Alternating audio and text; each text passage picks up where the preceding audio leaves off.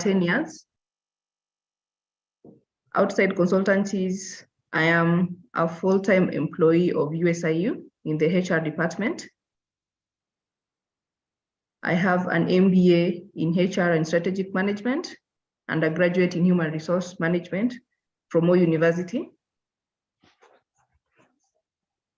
The strength in relation to this program is my portfolio, wherever I am at, is about performance management, where I have championed the process for quite a number of years. And we've seen quite a number of progresses translating from the physical or the manual appraisals, and then moving to the automated performance appraisals, where the key performance indicator is a key aspect in measuring our performances. Something interesting about me is that I am a mother, but most interestingly, a mother of twins. So that makes me feel a bit kind of nice, because not so many people get the opportunity and the privilege. So before we get to introduce more about the course, I would expect that you get at least an introduction from the members, in terms of your name, your industry, or rather your department, and maybe something interesting about you. Then we progress from there.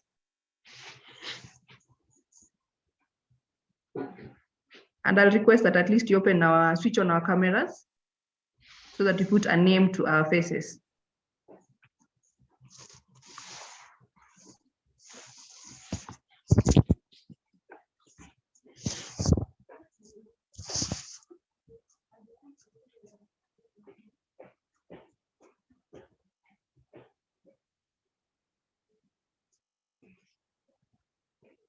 In no particular order, I request that at least any of us gets a chance to introduce himself or herself.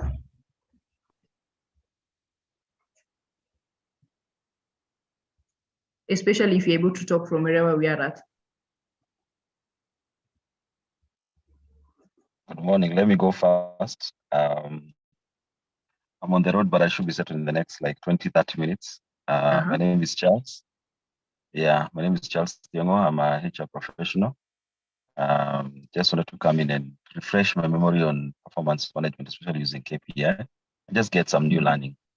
I'm in HR management. I'm currently leading a HR in an NGO, but I also do part-time consulting. So that's why I'm also interested in this. Thank you. Yeah. Thank you.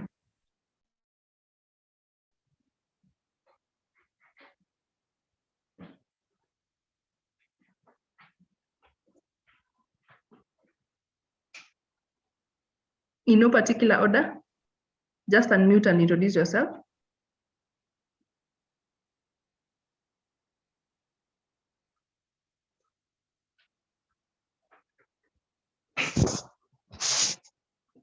So, Katayogi from Kinangop Dale. Are you able to switch on your camera?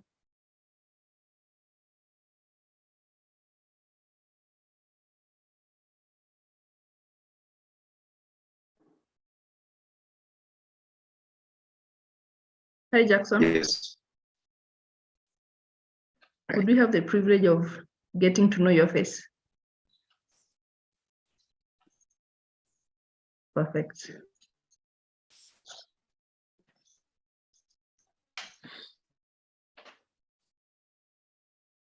Faith, your camera is on. Please go ahead.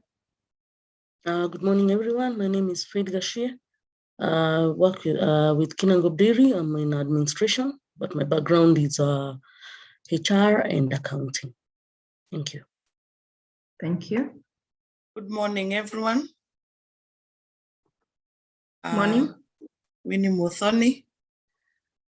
I work with Kinangop as the GM in charge of sales and marketing. It's a pleasure to meet all of you here. My interest being on the KPI, as you know, when in the dairy sector, you're dealing with so many sales team. You have to be precise and you have to set very specific and very smart KPIs to avoid a lot of issues in that line. So I don't know what is the most interesting thing about myself. Maybe I'll share that before close of the training. Thank you so much, and it's a pleasure. Thank you. Good morning. Morning.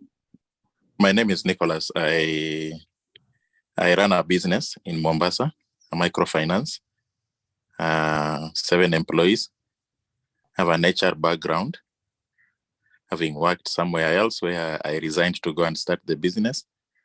I'm interested in performance and how to be able to spur the performance of my team to another level. Yes. Thank you. Anything interesting about you? I am a risk taker. Uh-huh. That's why I left my job to go and start an enterprise. And it's now 3 years down the line. God has been faithful. Yes. Hats off. Okay. Good morning, everyone. Good morning. My name is Stephen Mushiri. I work for Kinangop Dairy Limited. I'm the general manager in charge of manufacturing.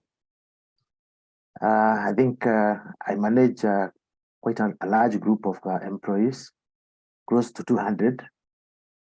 And one thing that is interesting about my career, I know almost 3/4 of the group in this forum have used my product before they went to the office. And if you don't use it, you could be having a health issue, and that is milk. Thank you. My background is in food science. I'm a trained food scientist, and I have passion for research and development. Thank you. Thank you. Morning, everyone. Morning. My name is Privio Diaga, currently in construction and real estate. Human resource manager and admin, Sherry's Properties Limited. HR background. Something about me is that I am an ambidextrous, meaning I have the ability of using both hands. Ooh, thank you. good to know.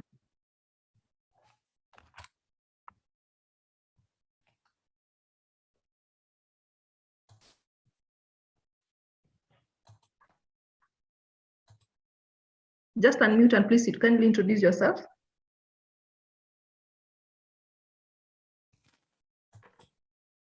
Hello, hi, good morning, everyone. Good morning. My name is Maureen. I am HR practitioner in an actuarial consulting firm. I don't know, something is interesting about me. This is my first SHRP training meeting, so I'm here to learn and yeah, happy to be here. Thank you.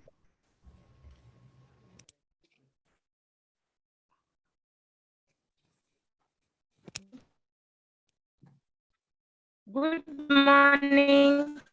Good morning, Juliana.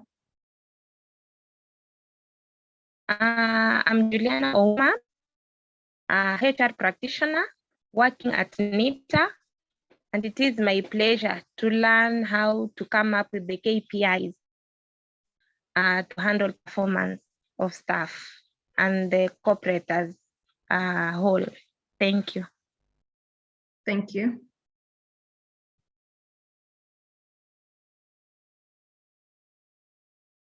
Morning, everyone. Good morning, Joyce. Yes, Joyce Maina. I am a HR practitioner. I work with 3 companies, that is Wood Creek School, Premier Motor Spares, and Lifestyle Estates, all doing different things.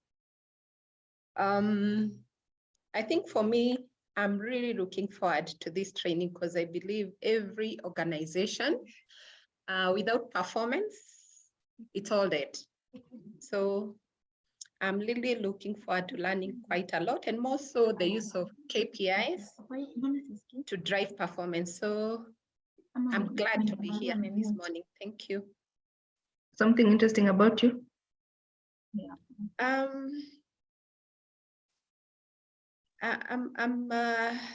would say I'm a person who is able to accommodate quite, I would say everyone, more so I being the head HR manager. It's not easy, but you know, the aspect of keeping listening to everyone and guiding, so being able to accommodate everyone, I think that's what I would say. Thank you. Thank you.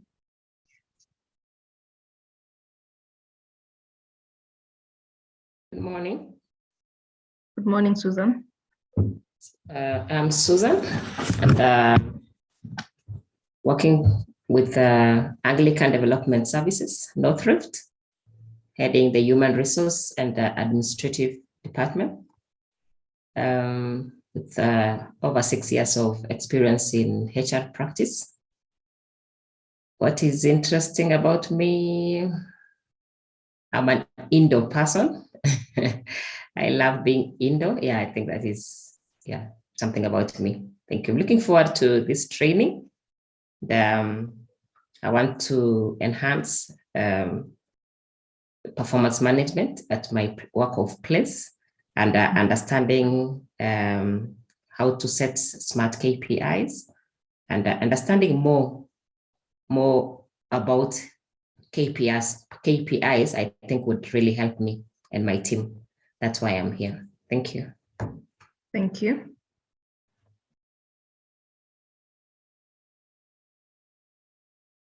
Don't be left out. Kindly let's introduce ourselves.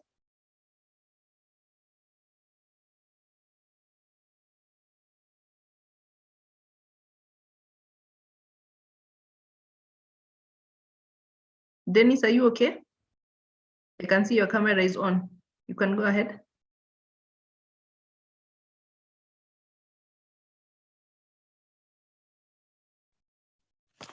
Good morning, everyone. Good morning.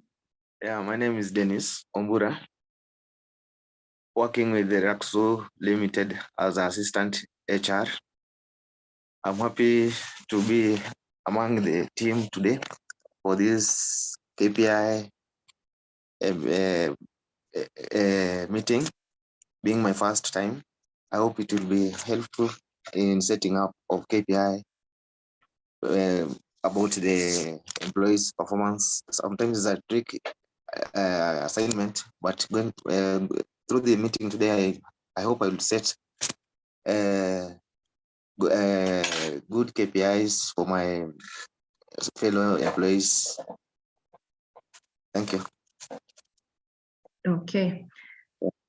I see someone is asking from the chat if they can also introduce themselves through the chat. Yes, it's fine, especially if your connection is not very good, but I'd love to at least see your face and get to hear your voice.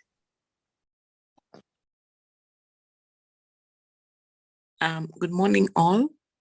Good morning. My name is Millicent Idaki, HR and admin lead at an NGO, an international NGO.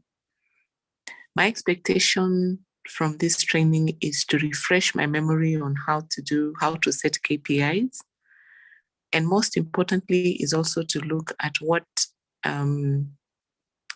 softwares or systems are out there that we can adopt and utilize to manage performance and also to meet others. I'm happy to hear there's somebody here from NITA. I think it's good, and also to meet others in different sectors. I've seen EACC. I'm happy. We can always. I would really like to see if there's someone here from NEA. So just making connections with all these bodies and in the sectors that we are in, that we can compare notes and share learnings. Thank you so much, Irene and team. Thank you. Could you kindly turn on your camera? If it's working. It is working, but honestly, I am in bed. So okay. I'll excuse you.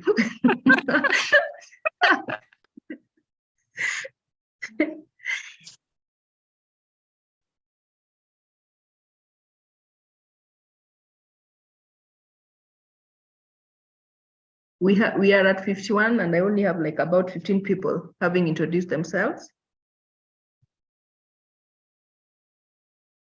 Yeah, good morning. Good morning, Joy.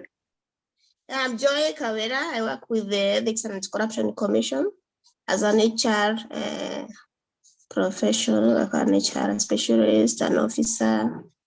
I think the good thing with me, I think I was born as an HR because I love interacting with the officers a lot, to know the challenges they face, what they're going through, why they're not performing, the challenges they are facing for them not to perform well, to know what they prefer to be can be done for them to perform well.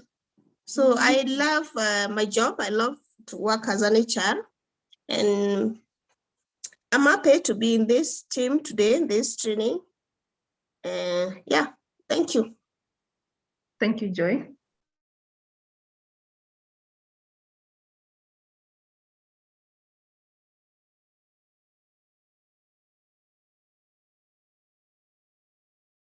We have about 10 minutes to do this, so that at least at exactly 9, we get going.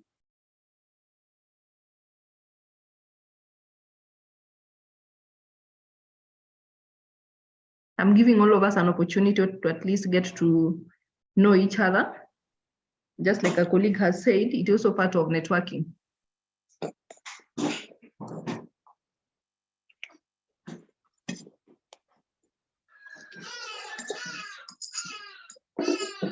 Maureen, your mic is on. Please go ahead. Set KPIs.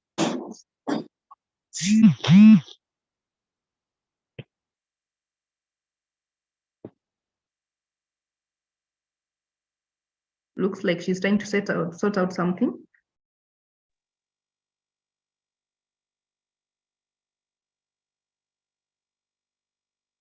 Lillian?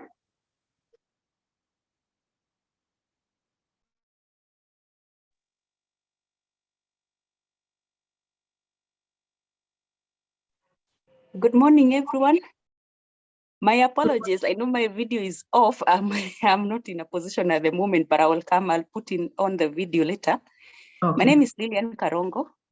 I'm joining from Kampala. I'm glad to be here.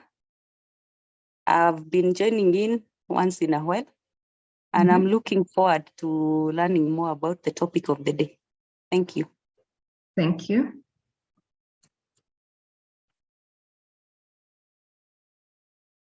Kanenje, if you can talk, please go ahead.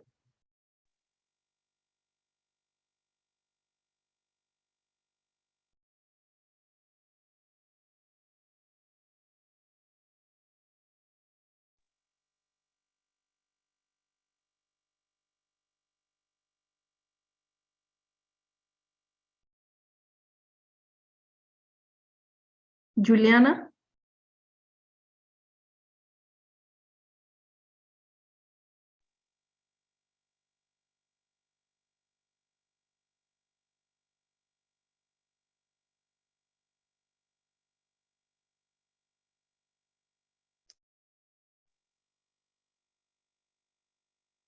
Another thing that is interesting about me is that I'd love to at least hear from all the participants so that everybody else feels accommodated. That's why I'm insisting that at least you get to do a brief about us and spread our wings in terms of getting more networks.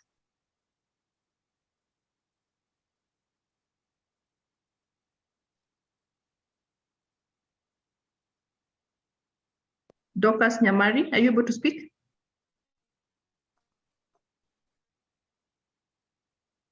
Okay, the Joshua, I've joined using my wife's account. Oh, sorry.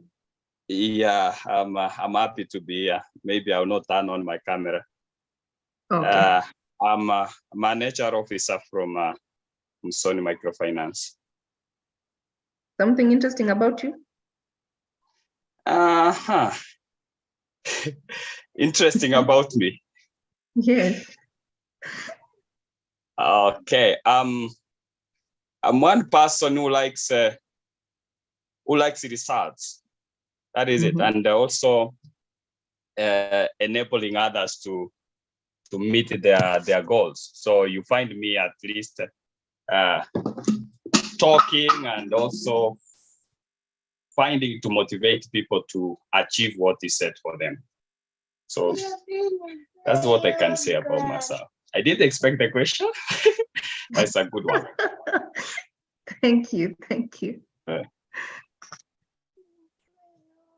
Christine, I'll now be calling randomly in the next few minutes.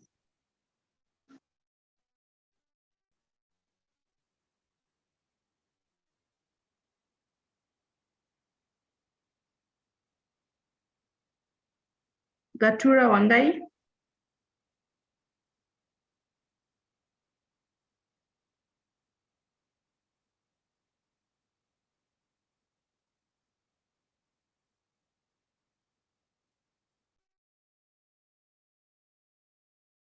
Thanks, Charles, for that.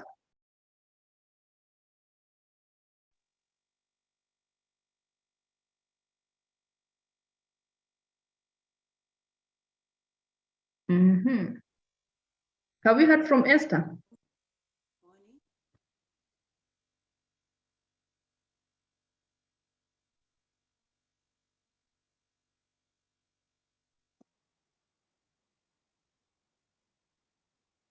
I know it's still quite early in the morning and some of us are still not quite awake. And that could be the reason as to why you're not able to speak at this time. But I'm hoping we'll be able to engage as the session progresses. Jen Wanjohi?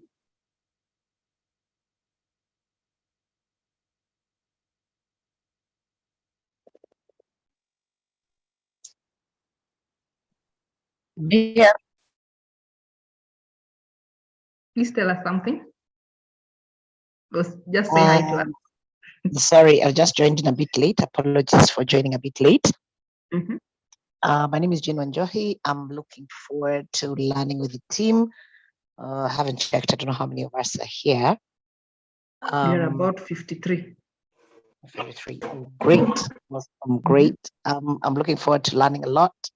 Yeah. I don't know whether you had shared objectives of the meeting, but I'm sorry because I'm not yet. We're just getting to introduce ourselves and our expectations and something interesting about us. Okay, so I guess expectations I've said. I'm looking forward to learning a lot with the rest of us. Something interesting about me. Wow. Yeah. Wow. Oops. Oh my God. Am I interesting? Maybe that's the first question. I love to wash dishes, by the way. Most people don't like washing dishes, and I do, for as long as there's running water. So yeah, these people will come to my house and tell me, hey, me and dirty plates cannot share a room. Okay, exactly. and all my friends know every time I walk through the door, they're like, yes, because they know their dishes are washed, because I'm not going to do anything until first I see an empty sink. Hey, I should invite you to my house. Yeah, I love it, so long as there's running water. Oh, okay. Thank you. Thank you. There's a very interesting name here. Grace, I don't know how to pronounce it. C-E-C-E. Good morning.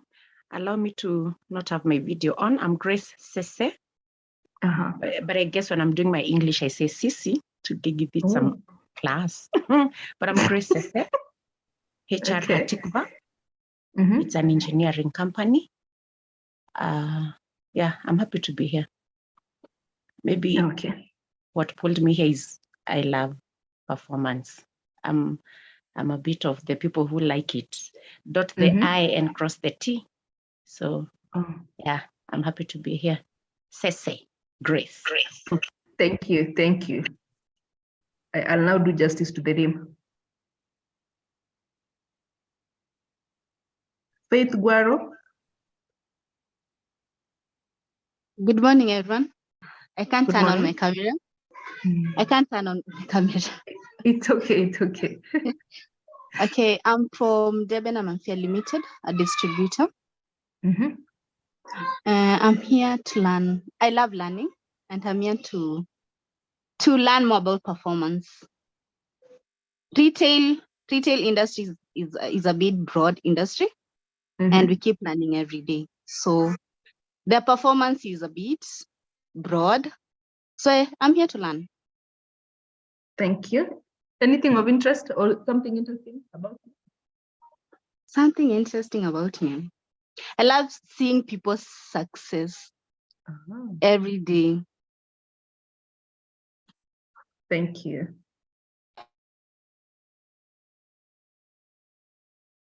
Jay Nganga.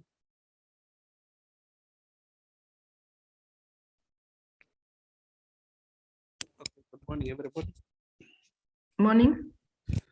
Yeah, I'm James Nganga, as you said, and I work for Coastal Bottlers, Mombasa, specifically Kilifi County. I'm delighted to join the team for this key topic.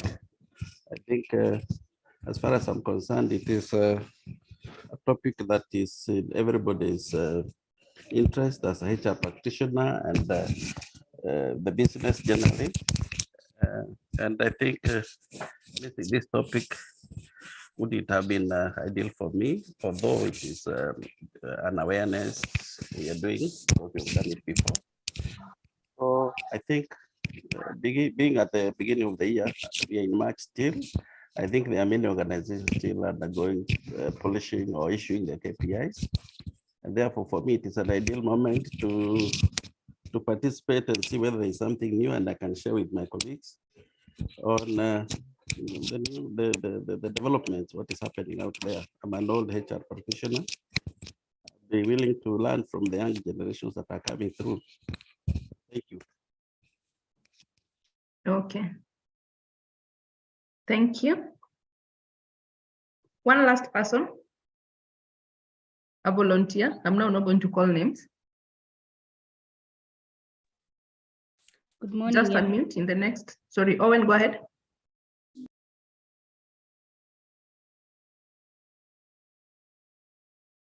Owen, you had unmuted yourself. Go ahead. Morning. Sorry, Good morning. My name is Caroline Nyambura. I am a HR consultant for different organizations. Of course, we are going through the process of performance management, and that's a key take home for me. I'm looking forward to the training. I'm still trying to figure out what's interesting about me, so give me some time. I'm sure I'll come up with something. Okay. Then thank you very much for that session. It's good to know that everybody here has some expectations, and it's also my hope that all the expectations are going to be met. It's going to be a learning session for all of us, like an knowledge exchange program, where I'm going to expect all of us to contribute, share ideas, information, ask questions where you feel there's some sort of, where there's no clarity, so that all of us get to have an idea of what the session is all about. So allow me to start sharing my screen just to show what the program is and the objectives of the program. But before I go to that, there is a philosopher who said, the future will belong to the people who will be able to learn and relearn. And I guess that is why we are here. It's not about the level of our qualifications or what it is that we've achieved, but at least a willingness to know that much as I'm enlightened and educated, there is that bit that everything else keeps on changing and people need to just shade it off and get more and fresh knowledge on what needs to happen.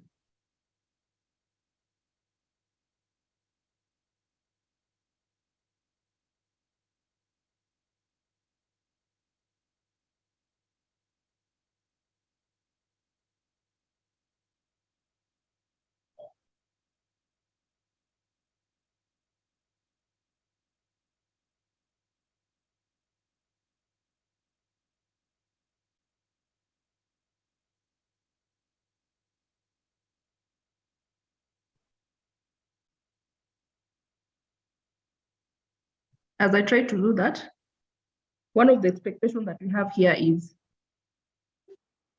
we'll be able to understand what the KPIs are, their presentation, misapplication, and the misinterpretation as well, because most of us do not understand what a KPI is and what a performance is. So sometimes we just mix the two and get lost in between, not knowing now which direction I will headed in terms of my role and how to measure my performance.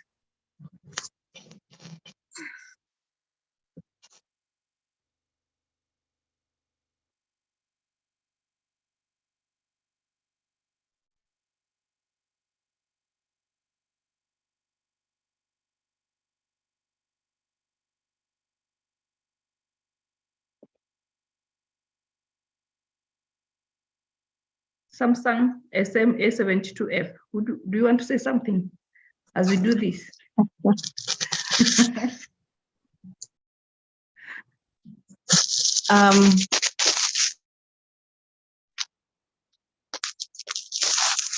My name is Rosaline Naliaka. I'm the assistant F&B manager at Vet Lab Sports Club. Something that interests me, I'm a trained trainer, and I love to see my team progressing and growing in their career as much as I train them. And I'm interested to be in this training because I know there's something that I'm going to take back to my team. Thank you. Thank you.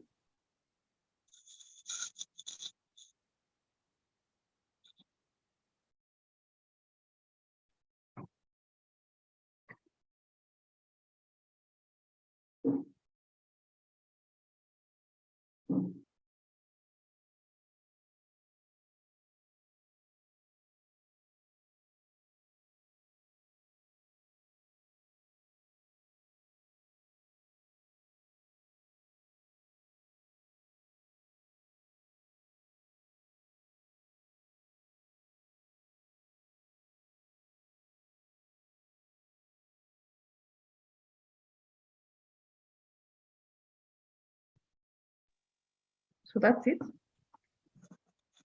I'm hoping everybody else is able to see my screen. Yes, Maureen, we can see your screen.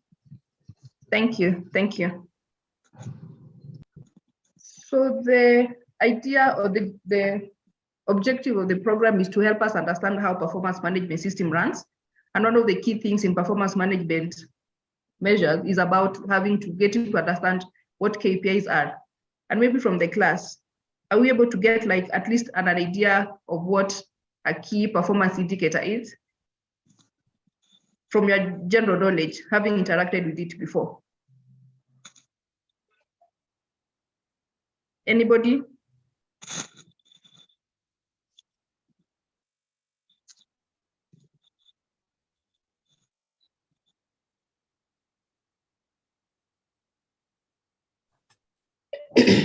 Like Hello, it is said, sorry, go ahead. Yeah, I would say it's measurements that you would use to gauge, that a company would use to gauge performance. And it must be, I would say, quantifiable. Mm-hmm. Yeah, that's how I understand it. Thank you. Somebody else?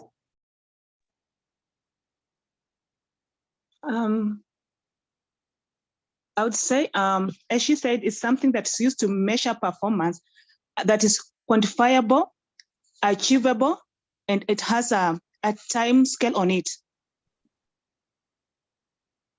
Thank you. Yeah, this is Moshiri. For me, I think it's a quantifiable measure used to evaluate the success of an organization. Thank you. One last contribution.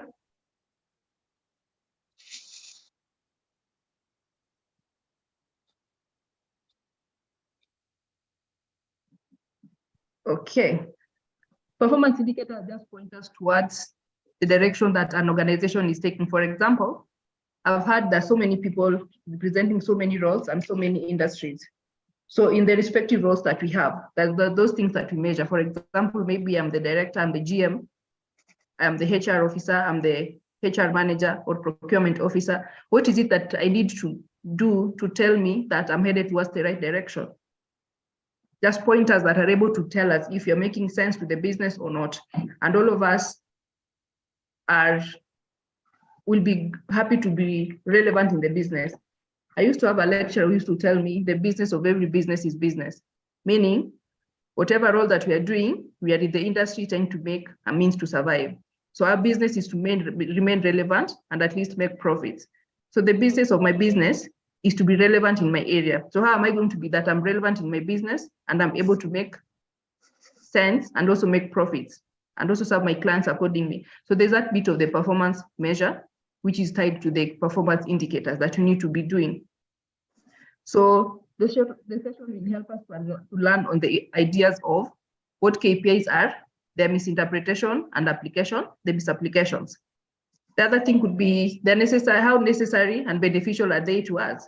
Why do we need KPIs? For example, we need to know whether we're making profits or not, or whether we're getting to drive the overall objective of that particular organization. The other thing is we also need to be able to learn how to make or create relevant KPIs from the KRIs. KRIs are the key result indicators. And the CSF is the critical success factors. Because I know for every organization, there are those things that we need to look at critically that will enable us to be successful in that business or in that industry. I have noticed there is the real estate industry, there's the NGO, there's the dairy, which is the processing, and a few others will not introduce themselves. So how do we make sure that in the relevant industries or professions that we are at, we are able to identify the key performance indicators, the key result indicators, and the critical success factors. The other thing that we'll be able to do from this session is learn how to implement a KPI system successfully. If you're not able to measure and follow through to the end, then at some point these things are going to fall off the crack. Should we leave them to fall, then the entire organization is also likely to be affected negatively. Then the other thing is about to effectively manage a KPI management system. It's all about the overall management system, especially for the GMs. I've heard there's a GM here for sales and there's a GM for processing. So in that unit or that section, how is it that my KPI is going to be very effective to support the entire organization?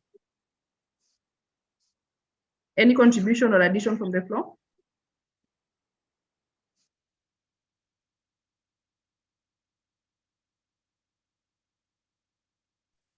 I think this is Lillian. I think for me, one of the areas I really want to understand is how to come up with the measure, because sometimes we are given just blank words. Yeah. But then how to get down to the measurements. For example, in human resources, if we are looking at something like maybe recruitment, how do we measure our effectiveness as the human resource personnel? If we are looking at performance management, how do we measure in numbers the effectiveness of the process and all that? If we are looking at maybe learning and development, what are those outcomes that we should be looking for? So today I'm very specific in numbers. I hope I will get that answer. Okay. Yeah, thank you. Any other comment? This is Maureen. Something else I'd also like to know is about how to cascade from the overall company objectives. Now, like at the team level, how to cascade that, Thank you. Two more.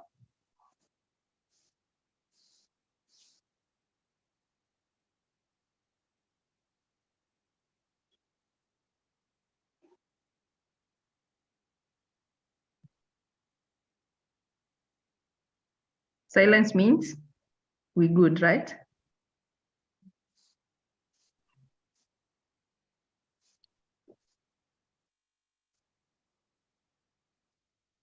So an overview of performance management, and I'm glad at least a colleague has mentioned the measure, and the cascade bit of it.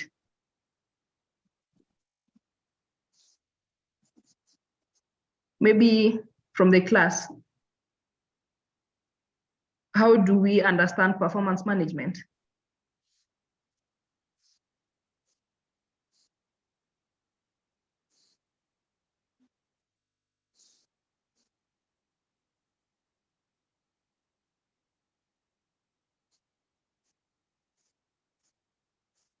Knowledge exchange.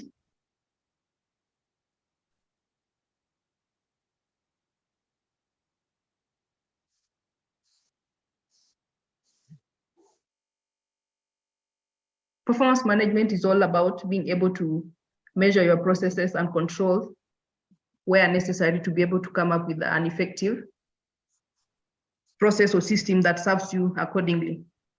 For example, it could include the goal setting, starting from the CEO, cascaded down to the relevant heads of sections, and then the heads of sections shares it again with the support staff to ensure that everybody else is aligned. So for example, I've noticed there's a GM in the forum. We also have the HR, the officers from the relevant roles, and CEOs as well. So in this case, each organization usually have their strategic goal. So the strategic goal here is what the entire organization is working towards to.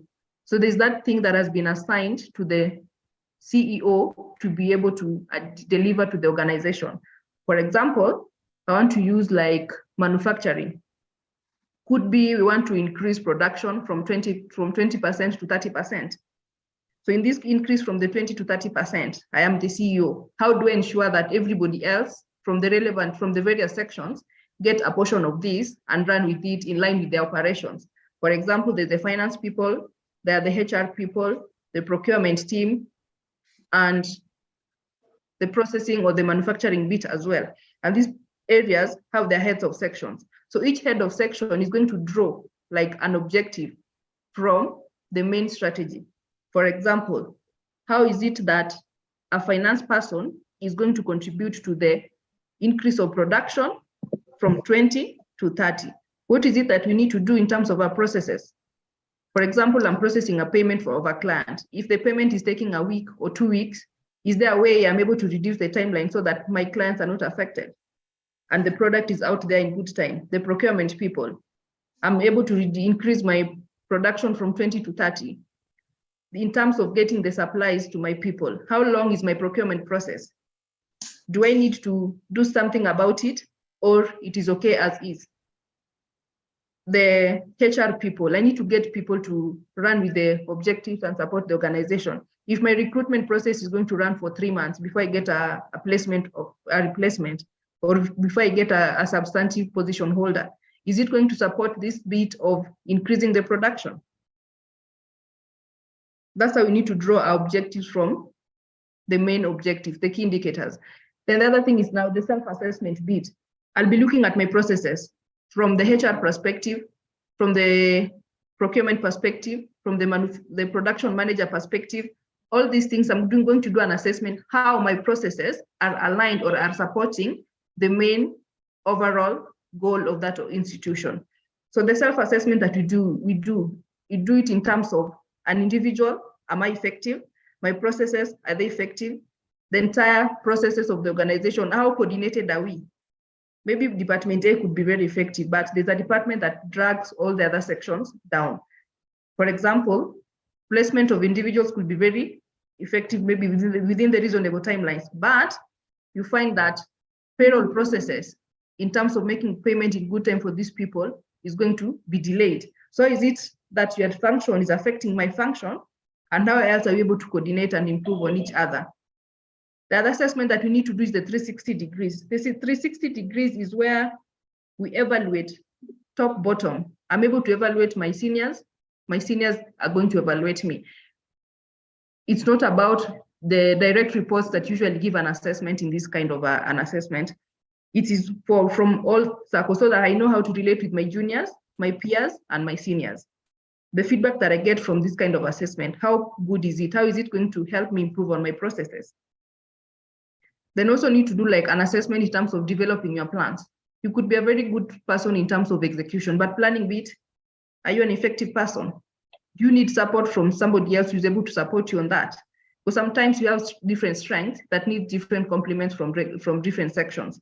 So I cannot be like a jack of all trades. I could be very good in figures. Somebody else is very good in talking. So whenever we are doing like a presentation or mapping out our strength, we need to be aligned and be able to coordinate it very well with our strengths and something else that we're able to get from our people.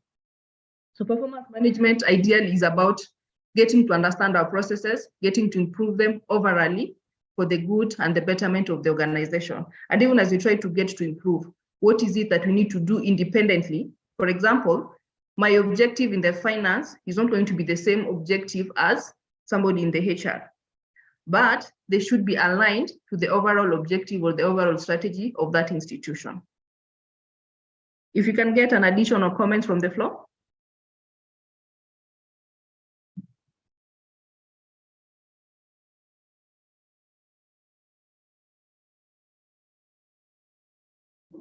At random.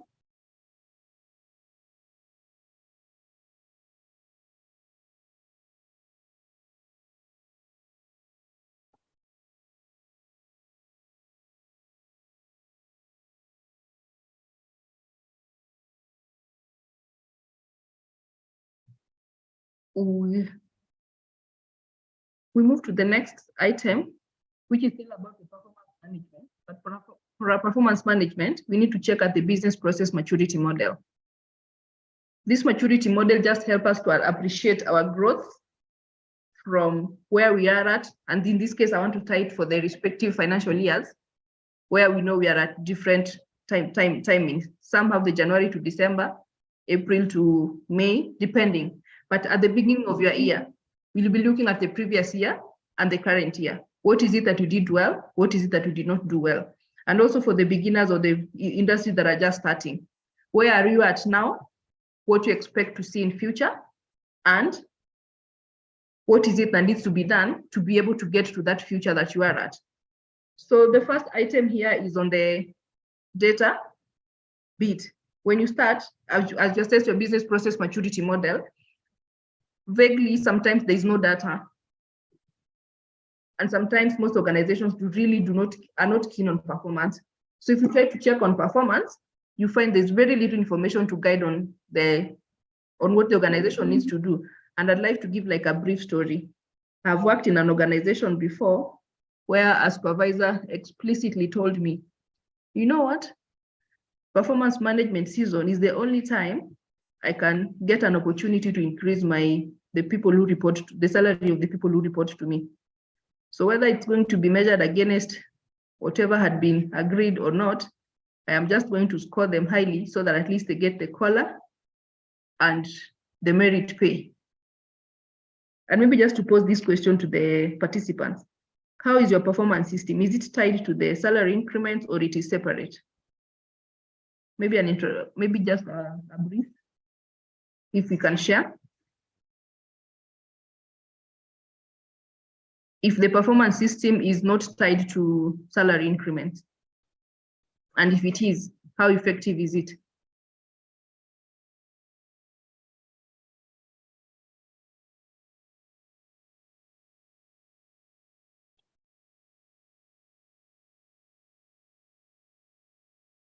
At random, just unmute and say something.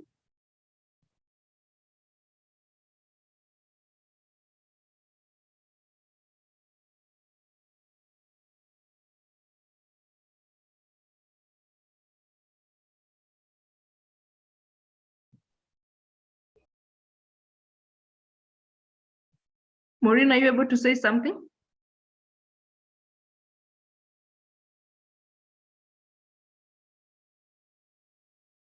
Nancy, I can see you're struggling. I hope you settle soon. May I share? Go ahead, Jen. Our performance management is both. I mean, it's not always based on the bonuses or an increment.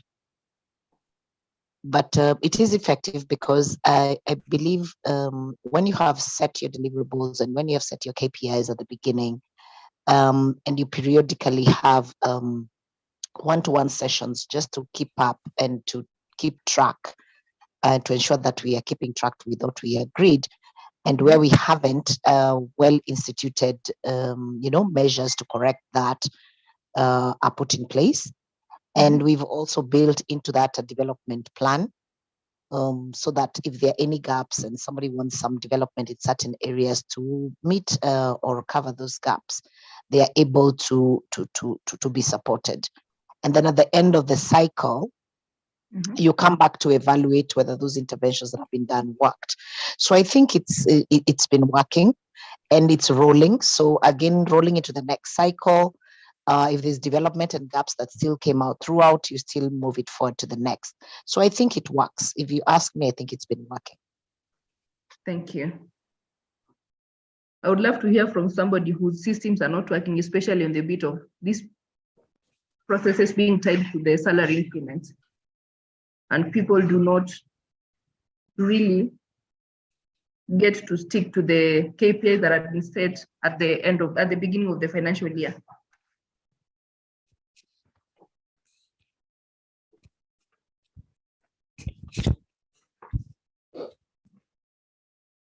Jane Anga, you want to say something?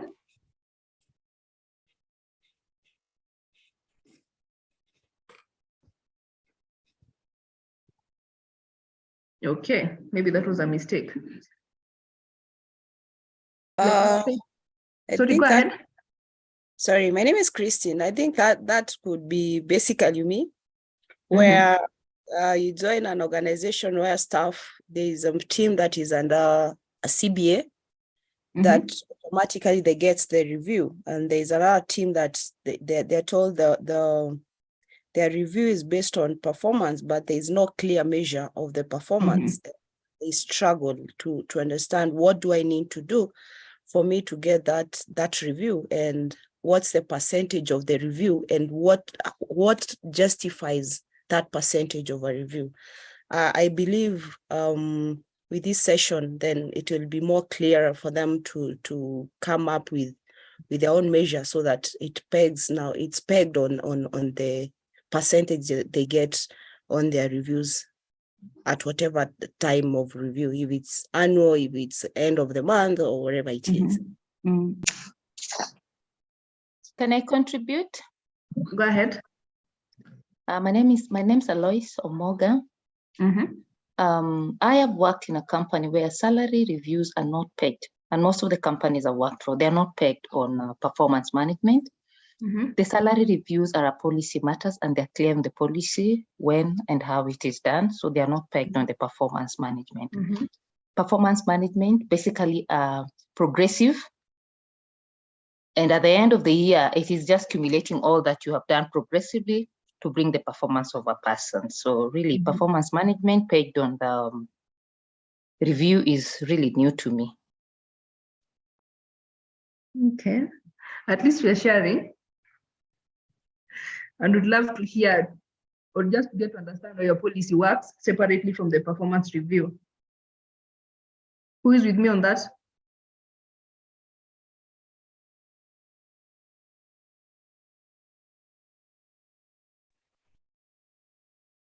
Any other contribution? One more?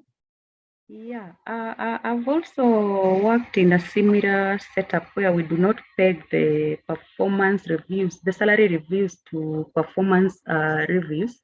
And basically we use it, we use performance management as a way of communicating performance gaps and maybe areas of improvement. But for the salary reviews, this is something that, of course, again, as someone said, it's related to policies that cannot be changed every time there is appraisals done.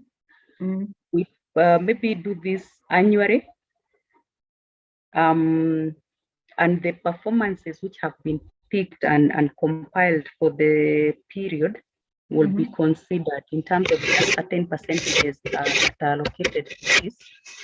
So you'll have people moving from one salary grade to another, if they achieved certain communicated targets at some point. But it is not, we will do this like twice per year, the appraisals, but it is not necessarily pegged to any salary reviews. Okay. Thank you. So the model here just help us to understand our processes in terms of where we are at from the performance bit and what needs to be improved until we get to the end. So level 1 is about having no data. When you do not have the data that is able to give you good information about your performance, how else are you able to improve on it? So you'll go out there trying to look for this information that is going to enable you improve on what needs to be improved on. So having data, in fact, enables you to get like a lot of information. And information, when you're gathering the information, it's sort of like a funnel system where you get a lot, but get to see what is it that is relevant and what is it that is not relevant. For example, I'll get the entire information about an organization, but I'll need to cascade it down to my role. What the CEO is going to pick is not the same as what I'm going to pick. What the finance people is going to pick is not the same as what a HR person would pick. And that applies to any other department. So this is where you get a lot of information generally about the industry, then about your role, and how effective you're able to improve on that from wherever it is that you collected. So the information that you have, you need to give it meaning, because sometimes you do not make a meaning when I tell you I have 20 employees. So what? I'll need to have it broken down in terms of senior management, support staff, gender, their roles, the roles they're holding, and their contributions. So if I have this information on the dashboard, it's going to help me clearly understand the head of this section is so and so. The qualifications are this. The person is a male or female gender. How is it that it is affecting my operations? How effective is this person? How are my processes? What is it that I need to do? Then the number of people that I have per department, maybe I have 2 people. Is it sufficient to support my functions? I have 20. Is 20 just too huge for me? Something like that, because the data that you have is going to make you get more meaning to be able to interpret it and get more meaningful information on it. Then from there, that's where you get the operational insights.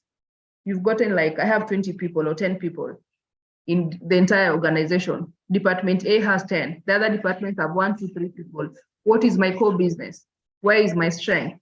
Is it that I have 20 people in finance, but my production team has 2? Is it effective? Is it making sense? The operational insights that you need to use so that you're able to get to understand how this distribution is affecting the business. Then you look at the operational sides insights in terms of now the strategic.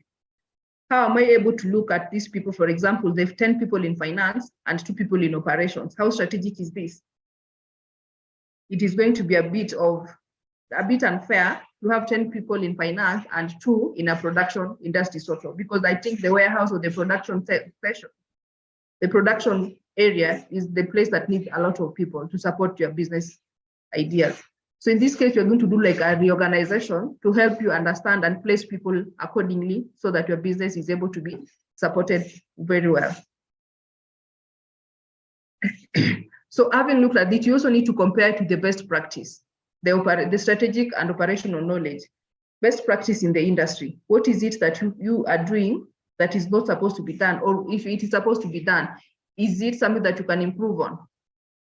Some of our policies are pegged on what the Employment Act provides. For example, I have maybe 21 days annual leave.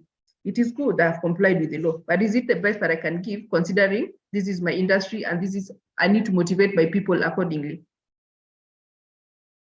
In terms of the working hours, maybe you're saying you need to do 45 because that is what the law provides. Do I allow my people to do 40 and rest on the weekends, if that is possible? Or I need my people to report to work even on Saturday because that is what the policy says. How is it that you're able to make a difference from your people in terms of looking at it, what is being offered and best practice? Because we all want to be a progressive organization, not just sticking to the bare minimum that has been provided for us just to comply. Then you look at that in the foresight in terms of what I have now. For example, the bit of having improved on my processes where I had 2 people in the operations or warehouse section or production section and 10 people in finance. I look at it in the future, like if I have 2 people in my production bit, then I'm thinking my production is going to be slowed down. Then I'd rather increase this number from 2 to 10 or 2 to 5, depending on your capacity, so that at least there's a proper, there's no huge variance from other sections and the major section, because you also need to look at your portfolio. What is it that you do a lot? And maybe I would want to pose a question to the dairy farmers, the Kinangop team. And thank you, Kinangop team, for coming in full house. In terms of the distribution of the workforce, where is the weight, or where do you have the most number of people?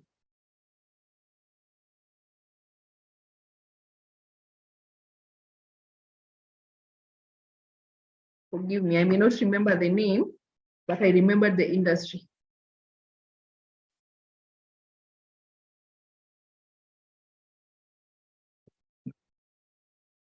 Yes. Some kind of. Go ahead.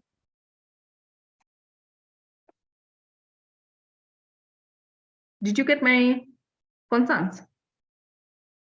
Yes, the highest number of people is in production. Yes, yes. So this ideally answers the question of what is your strength, or what is your major production, what is your objective overall. So in this case, if at all we had like many people in finance, it would pose the question of, is it a banking industry or what is it? But the nature of your business or the nature of your industry is ideally going to inform the placement, and in terms of headcount, where you need to put who and why. So that again will also indicate your will also advise on your performances. If I am the CEO and I find that my people are skewed towards a certain line, which is not supposed to be, then I'm likely to be asked why that decision. Is my workforce evenly distributed according to the functions and the roles they're holding? That's also a measure and an indicator that we need to check on. And if this thing is fairly distributed, then you're going to have a high results, as opposed to having very little results.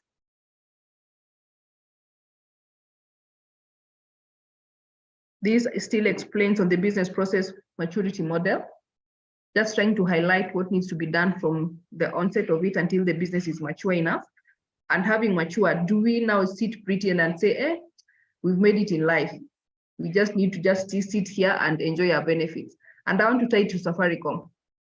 Safaricom is really doing very well in the industry, but it is very active and always doing collecting data and conducting research to enable it maintain the largest market share and also be relevant in the market. If any of us know this history of Equity and Barclays Bank, they now ABSA. Do we understand the history of Equity? How it has come to be one of the giants in the banking industry?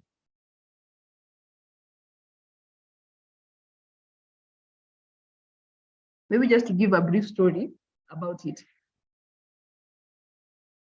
Equity came out when it saw the need of the people in the bottom of the pyramid being neglected by the major banks in the industry. Because then for you to open a bank account, you had to travel miles and miles just to get to a town where you're able to be assisted. And you were supposed to even get a recommendation letter from I don't know where, just for you to open an account. So the mamambogas, and these are the people in the small scale businesses with their 10 bob, 100 bob, 1,000 shillings, were not allowed to bank because ideally it did not make any meaning to the giants. So Equity, which was a SACCO then, saw a need and said, okay, there's a problem here that needs to be sorted. These people are so many. If we pull all these resources, we're likely to help them get something. So it was formed as a SACCO. So this SACCO grew, and you are allowed to even deposit as little as 10 bob, 100 bob, whatever it is that you got. So people embraced that idea and so, okay, we also want to feel like these are the people who've been feeling they're able to bank.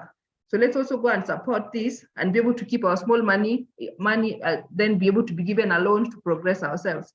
So slowly by slowly, it gained its muscles, got so many people, while ABSA was still there sitting and saying, it cannot work. So today, as we speak, Equity, in terms of its facilities and the infrastructure, is way ahead of ABSA. And there's a time that the Barclays are now changing from Barclays to ABSA. Equity was one of the people who wanted to buy even the ABSA bit. So even as we do our processes in our respective organizations, does it mean that once we achieve that level of actualization, we sit and say, okay, we've made it in life, now let's just sit and wait? I'll pose that question to the class. Or maybe somebody wants to give a comment on that.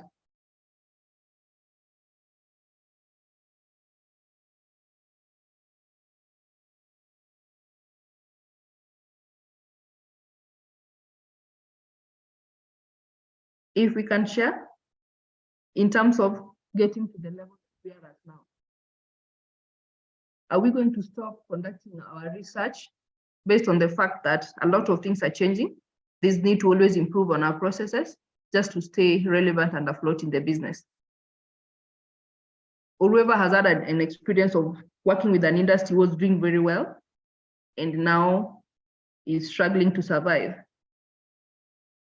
I don't know what is happening to Tuskies. Maybe from the class we can get some contribution. Do you have anybody in the retail industry? I saw somewhere that there's somebody in the retail industry. Yes. Faith Guaro. Yes.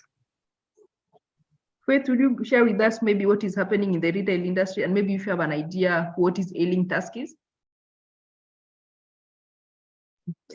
I think Tuskies was the shareholders issue.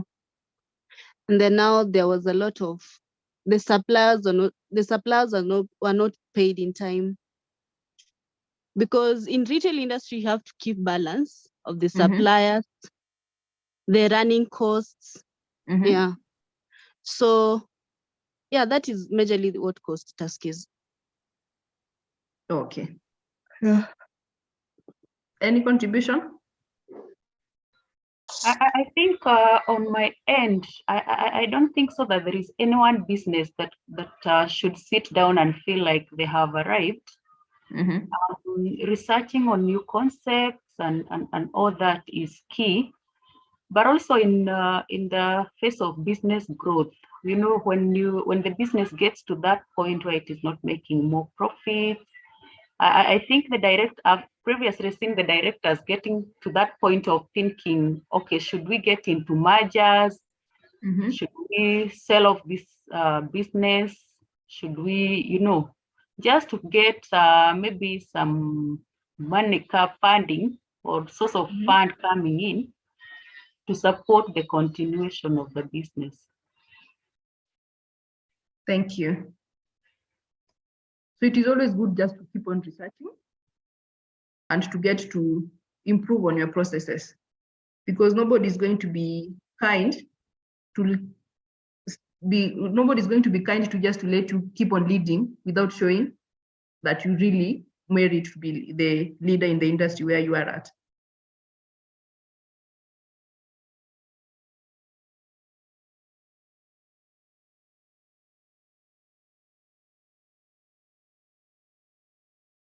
So why do we measure performance?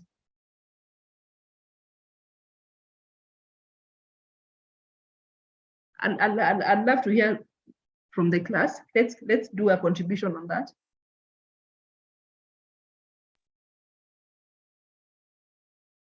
I would say we measure performance because somehow what is measured improves. Thank you.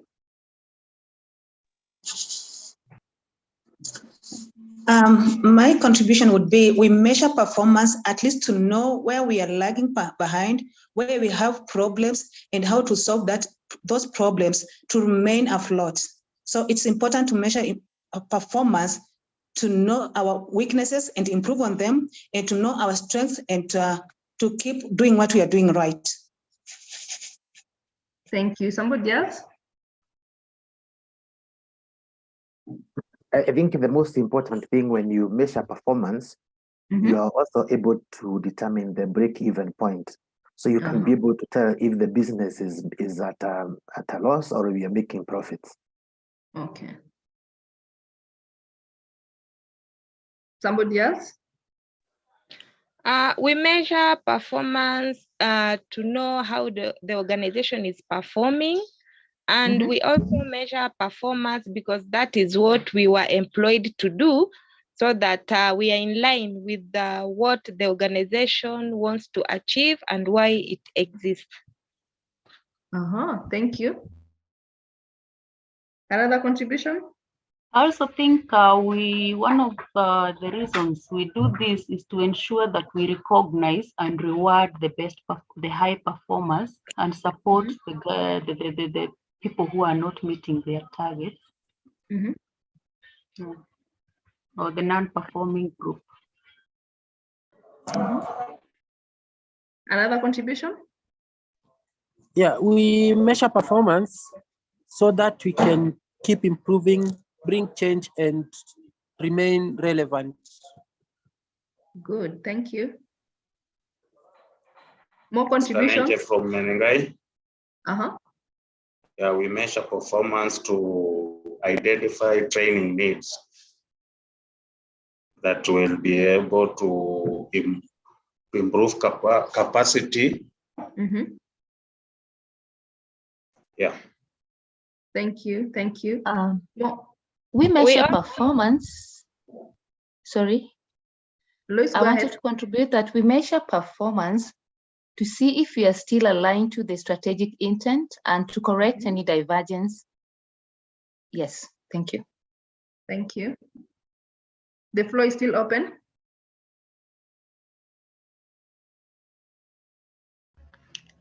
There's also an aspect of accountability. Just on the bit of accountability, allow me to give a short story. In my previous life, I worked with a director who was now in the legal team.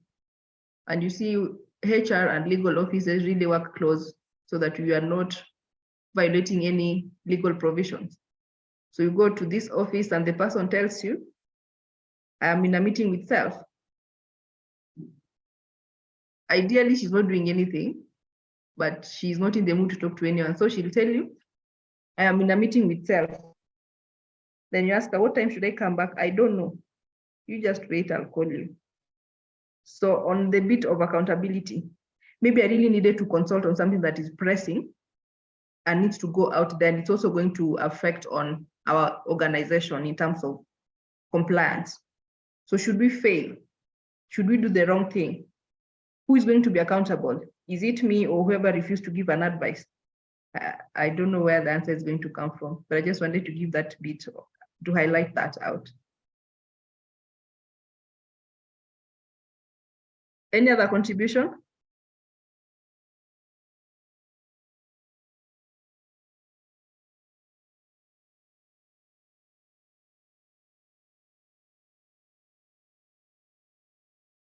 One more. We also measure performance to realize the gray areas that we can handle as businesses or embark on them so that we can have new ways of doing business and improving the processes that at the end of it all will meet the customer needs. Thank you. Am I locking anybody out? Okay, that's my contribution. Juma Vela Sports Club. We measure performance to identify strengths and weaknesses.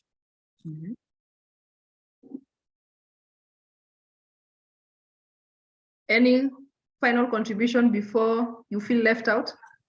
Yeah, I think we measure performance to give the organization a direction or a bearing of the next steps, so that you see if you're not doing well, what can you do? If you're doing well, what other thing can you do just to, to improve, to be much better than where you are? Yeah, so I would say you measure performance to give an organization a bearing or a direction of the next steps. Thank you. I would Go also ahead. say, yeah, I would also say it gives the organization a good culture, whereby at the end of the day, you get the best ways of doing things. For example, if it's a continuous process that is very fair to everyone, you get the majority basically joining into that, and you're able to basically build a better organization. Thank you. Any contribution on the bit of a hands-off person and a hands-on person? How is it affecting our performances?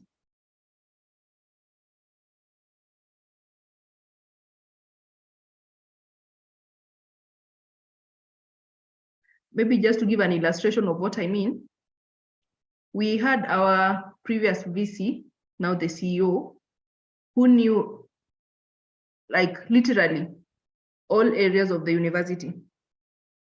If you'd cut a tree, he knew all the trees where they are at, what needs to be cut and what not need to be cut.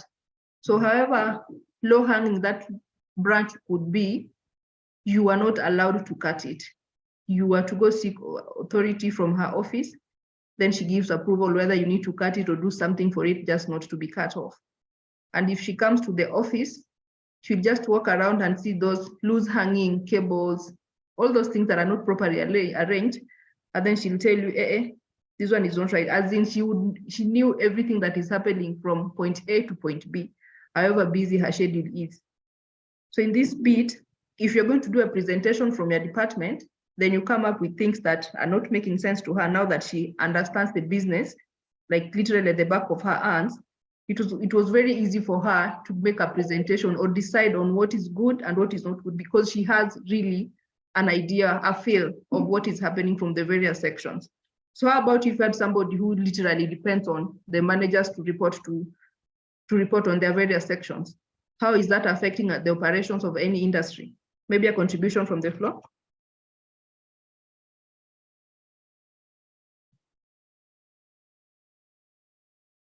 And maybe I want to throw it to, there's a colleague who, the risk taker who is in Mombasa, who is handling like a workforce of 8 people. I am so sure by now you understand all your processes.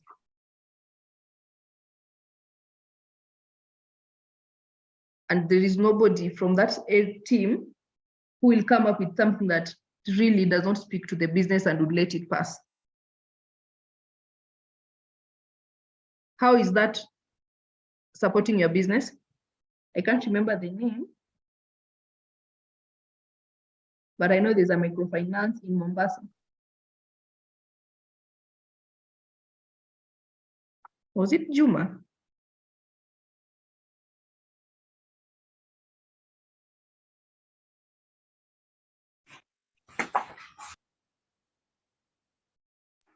Sorry, come again. Juma, you are the owner of the microfinance in Mombasa, right? No, I'm from Vet Labs first class administrator. Oh, okay, but generally my concerns were a hands-off boss and a hands-on person. How is it affecting performance on the basis of the CEO in this case?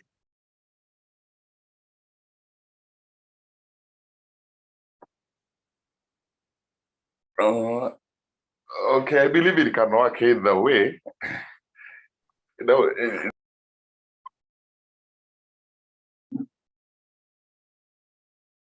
I want to give a story again on that. There's a disciplinary process I participated in, and all the testimonies from the witnesses were speaking to each other, except the one for the immediate supervisor of the person who was being taken through this process. For example, they confirmed that all the allegations were true and narrated how ABCD happened, but now the supervisor came with a totally different narration, saying that whoever reported is not the same person who reported, is not even sure how this thing happened. I don't even understand the date. I'll go back and check on my records. And he's the head of that section. So that ideally throws everybody else off and raises a lot of eyebrows. If I'm the head and I'm so off that I don't even understand what is happening in my section, then how else is my performance supporting that unit or that section? That's something that you can ponder on and get to make a contribution if we can. Maybe 2 minutes, we contribute on that. Irene. Irene. I think I want to contribute. Yes, go ahead. I think when it comes to performance management, Mm-hmm. we as the managers or supervisors have no room for being hands-off. Mm-hmm. The moment you're hands-off, I wonder what then will you be measuring? Mm-hmm. Yeah. That you don't know. I think it's as clear as that, and that's why most of the time you find that there is no fairness. Because I, as the supervisor, cannot understand my people. So at the end of the day, they could be doing so well, but because I'm not on the ground to actually witness what has been happening, I'll come with a vague, I would say, appraisal result that at the end of the day could be, I'll be so unfair to the team that has been working very hard. And at times you find that these are the people, the managers who work with, who praises me. And because the team members know that, basically, they will be closer to Joyce and praising Joyce, and they will never work. So at the end of the day, I don't think there is room for being hands-off if you really are looking at an organization growth. That would be my take. Thank you. Hello, Joyce. There's Susan and Joyce. And Lois. Yes. So let me. Irene, on the matter of hands-off and hands-on, I want to agree with Joyce, what she has said. And the starting point is the setting of SMART targets. And if you are hands-off, I don't think you would be even able to understand the A and the R in the SMART, attainable and realistic. Yes. You must be hands-on so that you know these targets that my team are setting, are they attainable? And are they realistic? So to get the two, the A and the R, lazima uko kwa ground. And you must know what it takes to get these results. Bottom line. If you are not hands-on, then you have no business being there. Yeah, that's my take. Thank you. Can I contribute? There was another Joyce. This is Lois now, not Joyce. Maybe Joyce, the other Joyce to speak, then Lois. Okay. I'm seeing also Lillian has her hand up. And there was an iPhone too that had a hand up. So Joyce, then Lois.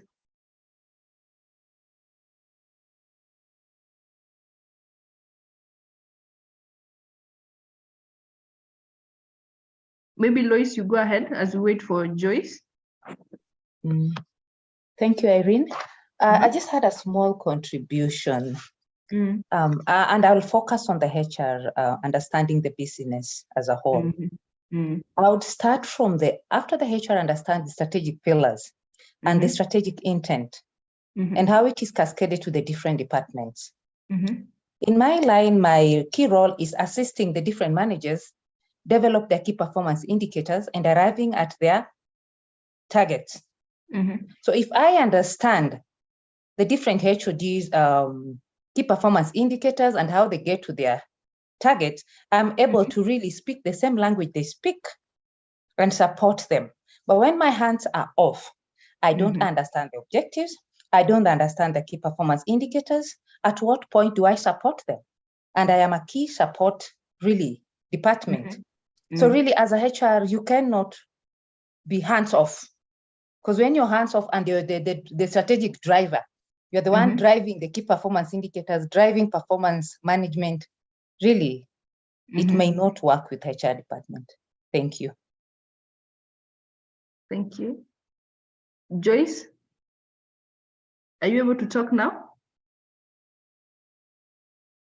Lillian, go ahead. Your hand is up. Yeah, mine is a real life experience. I worked in an organization where the CEO was very new into the business. It was manufacturing. The CEO was very new. Okay, he had handled previously family businesses, but this was now a bigger entity that the family had started. So he had no idea about performance management. He had no idea about KPIs and all that. Of course, now a consultant came in and tried to set the KPIs, but the issue was measuring those KPIs, because I really felt bad as an employee, because my boss could literally say, how can I measure your performance? You are the, you're the specialist in this area. So I don't know what to do. I can't do it.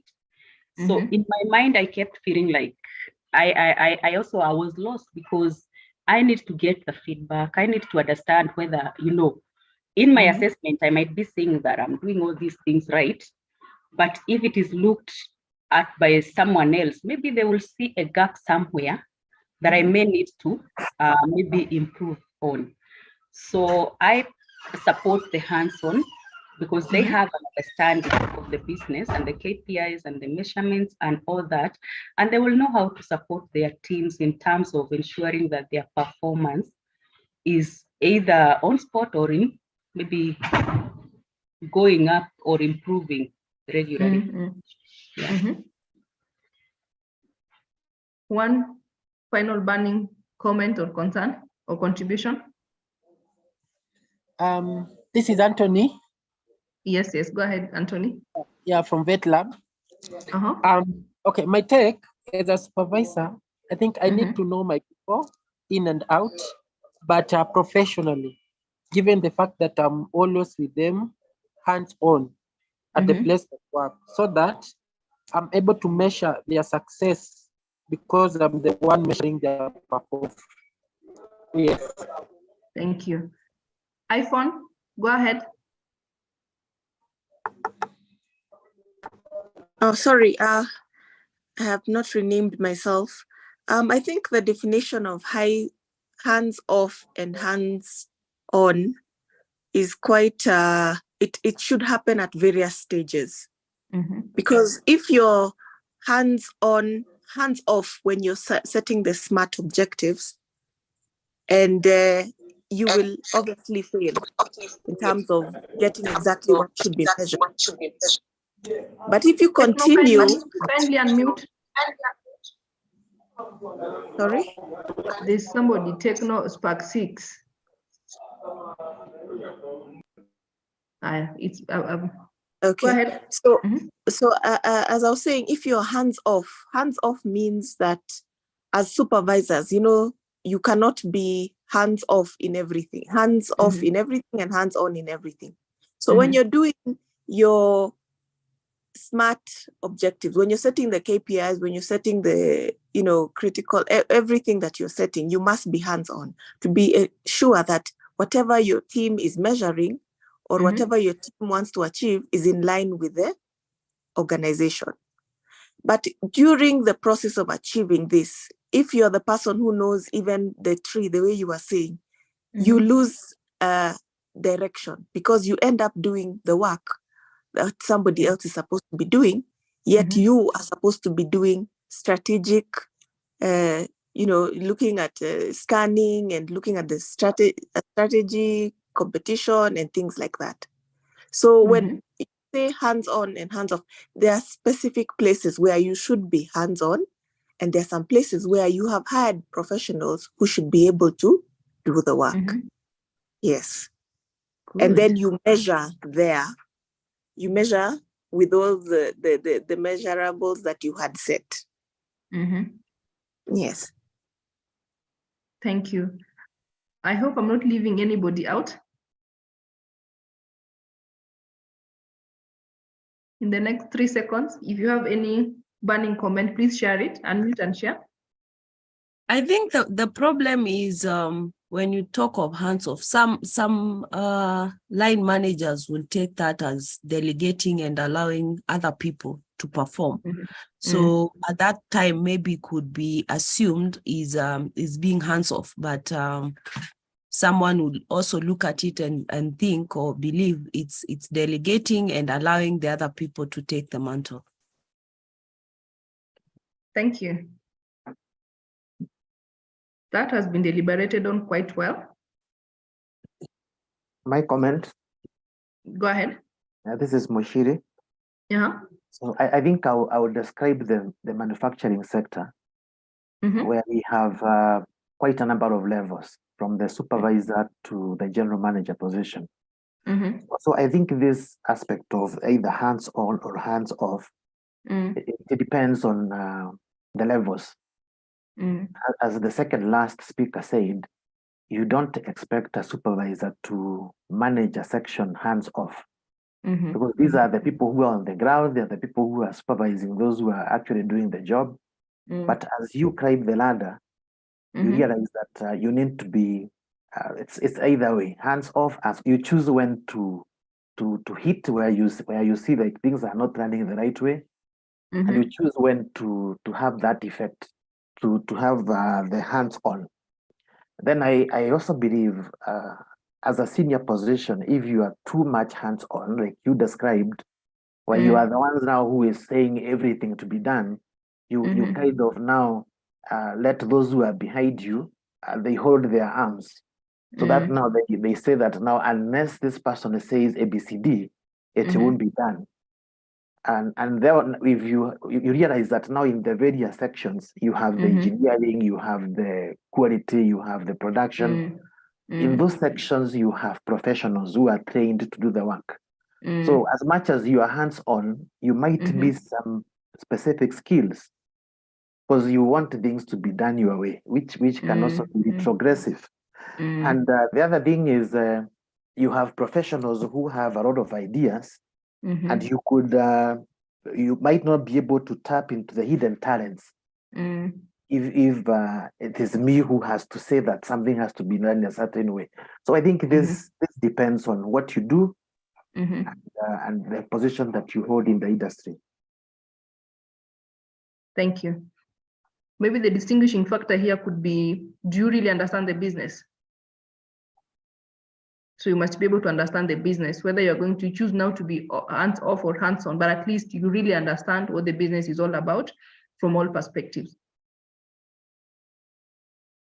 Hello, Irene. Yes, yes.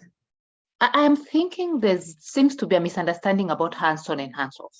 Because from the example you gave of the CEO and maybe the principal getting to know every hands-on doesn't mean that you really have to be literally, practically the one doing.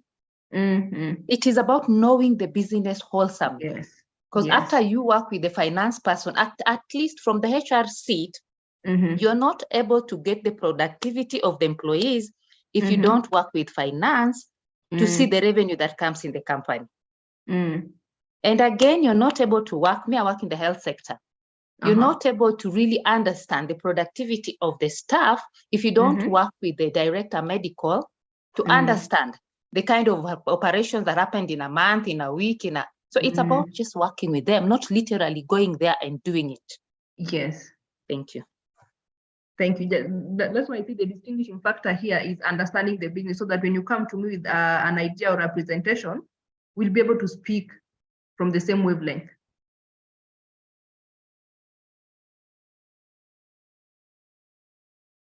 That's quite well.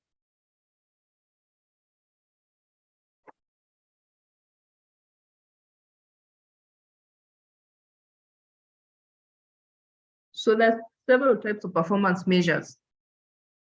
For example, from the image that we are seeing on the screen, what do we make of it?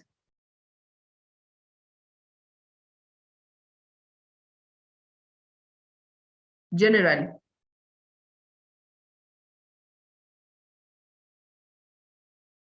Contributions?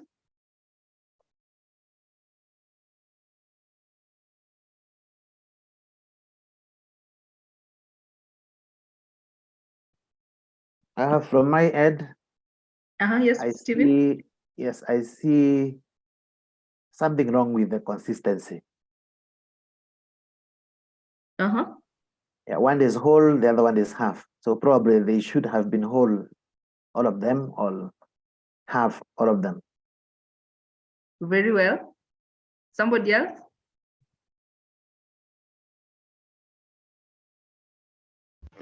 Personally, sorry, it's okay, let's go. Okay, I was saying personally, I see different layers, and perhaps you might have to peel.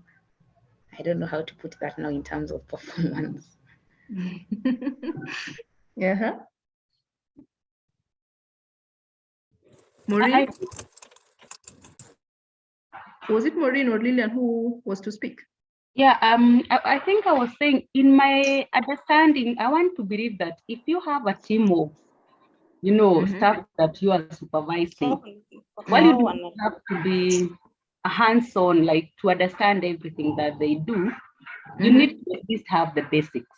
Because at the end of the day, if you're leading people blindly, I mean, even if you bring in professionals or whichever people to come in and try to support, at the end of the day, you're directly responsible for this team. So personally, I want to think that it is very important for you as a team leader to understand what these people are doing. And when you look you look at organizations, for example, in manufacturing, it is not everyone who reports to the CEO. So the CEO should be in a position to understand different functions, different departments, and what they're supposed to be doing, so that when it comes to the appraisals, at least the head, he's able to sit with them and appraise their performance. Then these leaders will go down and appraise their supervisors or line managers, and the line will continue downwards. Otherwise, if they're telling me that the CEO is not necessarily supposed to be hands-on, I've tested it and it is not a nice experience. Thank you. Samsung, your hand is up.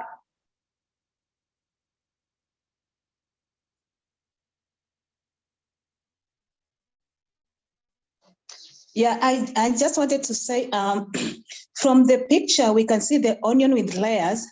And when it comes to performance measurement, I think we measure different levels with different indicators as far as key performance indicators are concerned. The performance indicators for a manager is not the same as the supervisor and not the same as the junior staff. So we need to understand that even as a manager, I should not expect my supervisor to be measured the way I'm measured, because we are on different levels. And just to take you back a little bit, I think about the hands-on and the hands-off, the HR summed it up very well. It's about delegation. And when you are delegating, doesn't mean your hands are off. Even that part of delegating is hands-on. Thank you. Thank you. Susan? Yeah, looking at the onion, I'm seeing layers, and from the inner core or the inner circle going out, it's getting bigger. And for me, I think it would mean that to achieve the organization objective, one feeds to the other. And I want to agree with what I would call Samsung said, that Yes. how we are measured, one person vary from the other. So I would say we all feed into the achievement of the organization objectives, and we are measured differently. And maybe one measurement in one department would vary from the other. Yeah, that's how I'm looking at that onion. Thank you. Millicent? I think Lydian. Sorry? From what I can see, this is Millicent speaking. Yeah, Millicent, go ahead. I can see there are some layers which are displayed, which to me would also mean, when I look at the circle, it's more of a 360, which I would tend to think this is more of a 360 evaluation that is going to take place, where the manager evaluates the employee, and the employee may be required to evaluate the manager and also the peers. That's my thinking. Thank you, Esther. And then somebody was talking, a gentleman. Yeah, it's After me. Esther, you may go to it. Stephen. Stephen. Yes. Okay. Go ahead then, Esther, because Esther has her hand up. Yeah, I didn't know we were supposed to look at the photo and relate it to the performance. And when I look at it now the second time, and I look at what has happened to that, we call it a product. Then you look at the actual activity was supposed to be peeling the onion. Then I relate that to the actual activity that has taken place and what was supposed to be the action. Action is peeling the onion, which literally means to remove the outer cover. Yeah. So that now the onion would remain whole without the outer cover. So if you relate this now to performance, you realize that there is it is almost, if you are to grade this, you'd say there is zero work that is done here because the actual activity has not taken place. So it's where now you find people are working, but they are doing totally the wrong things. Yes. Thank you. Esther?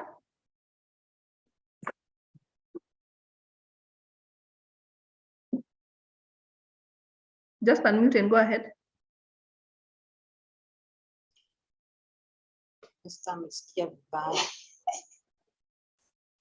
Yes. Juliet?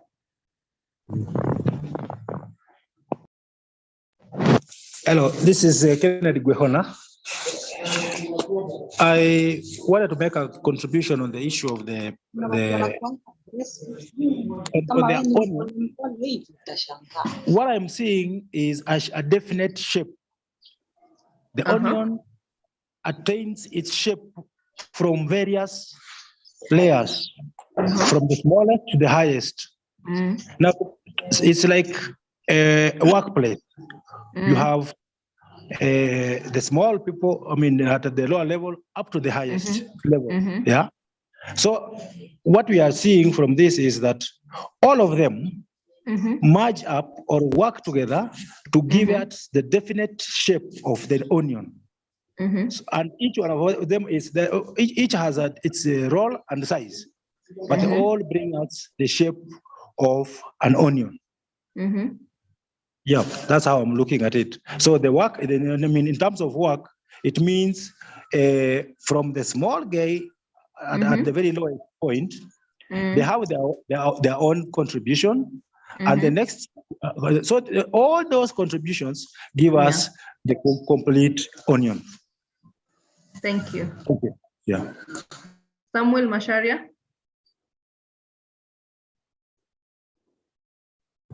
Yeah, that's all.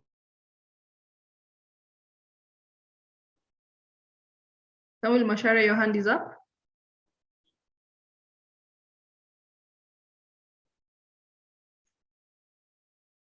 Esther, are you able to talk? Can you hear me? Can you hear me now? Yes, yes. Go ahead. Go ahead, Samuel. Sorry, I was saying hi to you. Sorry. I can see the onions, which are not peeled. They have not been started working. And I can see the onions, which have now been cut. And it means that when you cut it, you can see how it is aligned. So if you are, from management point of view, if you are supervising, you must be able to know what you must. You must not look at the face of the somebody, but you must know internally what is happening. That means if it is a team,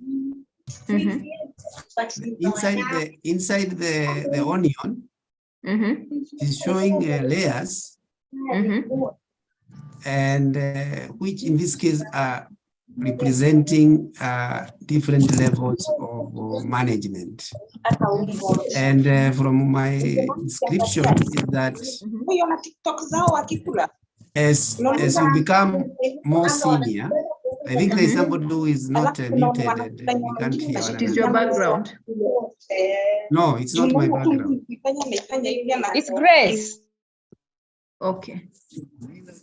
Please. So as you move from inside to outside, I believe the responsibility is increasing, and therefore, if you are to be assessed, you require more KPIs, and those who have less responsibilities may require even only one KPI or two for that matter.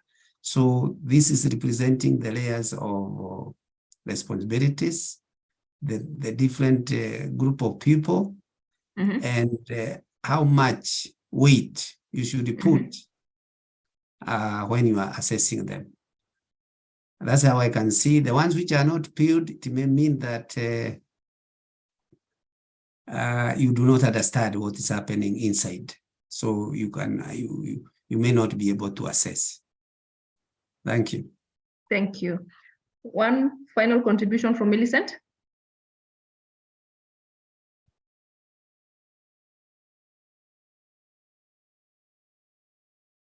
Apology, I forgot to lower the hand. Okay. Great. Was it Esther? You had your hand up?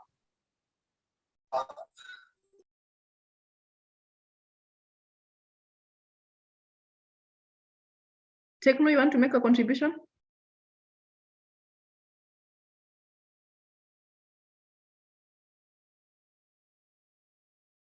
Okay. Thank you. All the observations are very correct, because you need to get to understand what this onion is all about. From the look of it, in terms of the layers, where do you start, where do you end, and what represents what. So in terms of all that has been shared, it's very correct. But let's narrow it down to now the performance measure in terms of the core of it. On the outer bit is the indicators, the outcome of what has been seen. What did we do to get to where we are at? You get to now at the back of the onion, for example, I'll be looking at, I have done the recruitment. This person has reported to work. The final observation is a position has been placed, or there's somebody holding that position substantially. Then in between, what happened to ensure that this person was gotten?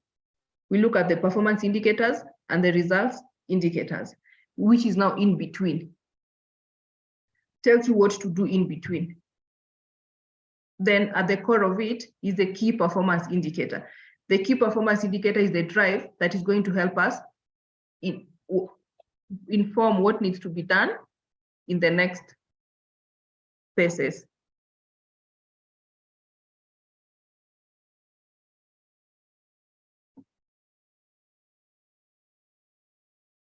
Anybody who can make some contribution on the photo, just 1 second. If you can tie it to all the observations that we had, if it's making sense or not.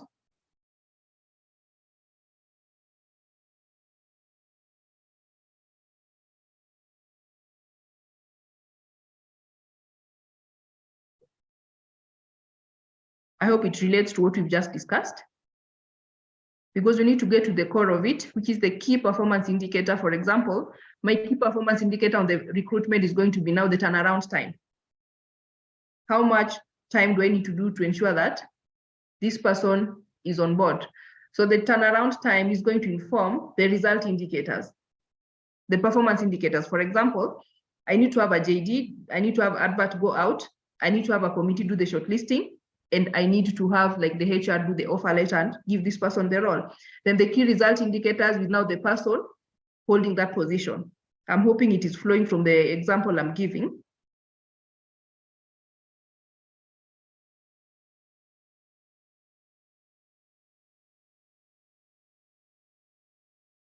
So we need to do a bit of reflections.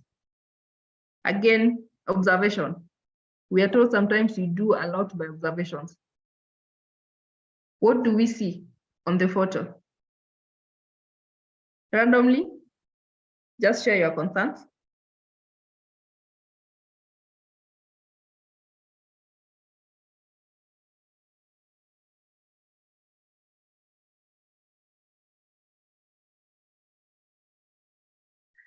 some of us who could be, allow me to use this term, traditional human beings. Let me avoid the term parents. Sometimes we measure the temperature of ourselves and even the children using the palm of our hands. What are we trying to, what is the basis of that, the temperature? We've noticed there's a problem. And the rise in temperature is an indicator that. Roslyn, go ahead.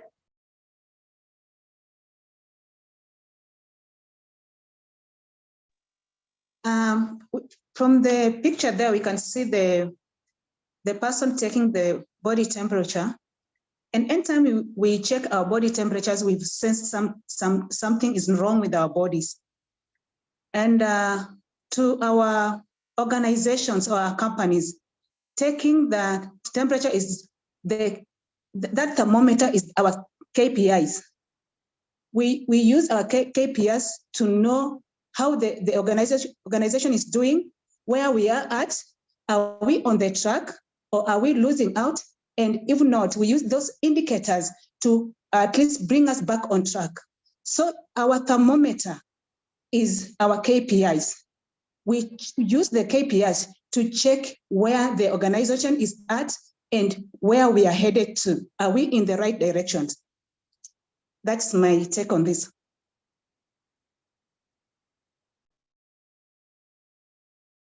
Thank you. Another contribution?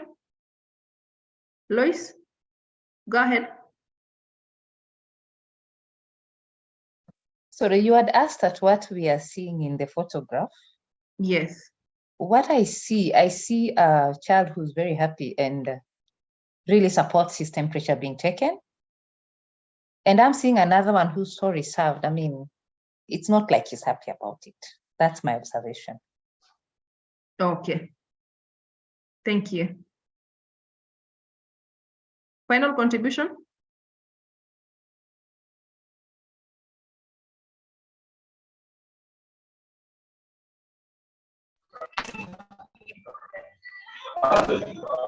Yeah, this is Anthony. From Vet Lab. Mm-hmm. I see a child on one side is very happy, ready for his temperature to be measured. And on the other side, I see a child who is unhappy. He looks sick, and the person who is trying to measure the temperature does not know what to do. Yes. Thank you. Thank you. So this is just a reflection of what KPIs are in terms of what is it that we're able to see from the outside. What are we seeing? Are we seeing good performance? Are we seeing disengaged employees? Are we seeing, in terms, for example, the increased production? Are we seeing increased sales? Or are we seeing reduced sales? All these pointers will enable an organization to do what is right in order to come up with the right thing. For example, the child who is happy, it shows that the performance are good. The unhappy child, the performance is not very good. So when it is not very good, what needs to happen to cap that variance? That's ideally what the photo is telling us. Now, before I progress, I'd introduce a colleague of mine, Mr. Mbutu Maura, just to share with us briefly on this, then we progress with the other sessions. Karibu sana, Bwana Maura. Yeah, thank you, Irene. So maybe I need to be guided how we proceed. Peter? Bwana Mbutu. Yes. And our participants, all of you, good morning. Now, Bwana Mbutu Maura is our co-trainer today, and he's going to expound on how you cascade or you draw KPIs or the key performance indicators on how you draw your objectives, departmental objectives from the organizational goals or organizational objectives majorly contained in the strategic plan of your organization, and how those objectives are again broken down. How do you know, or how do you come to establish that you are meeting your objectives? What will be the key performance indicators to show that you are moving towards the right direction as a department, so as to contribute to the overall objective of your organization? Wanambuto Mwaura, welcome. Okay, thank you, Peter, and good morning all. I can see we are really full house, about 77 participants. That's quite a number. So there is actually a diverse in terms of different experiences in, I believe, in different fields. So maybe just a bit of my introduction to who I am. As Peter has mentioned, I'm Putu Maura. I'm an economist by profession, and I work as the Corporate Planning, Monitoring, and Evaluation Manager at Nairobi City Water and Sewerage Company.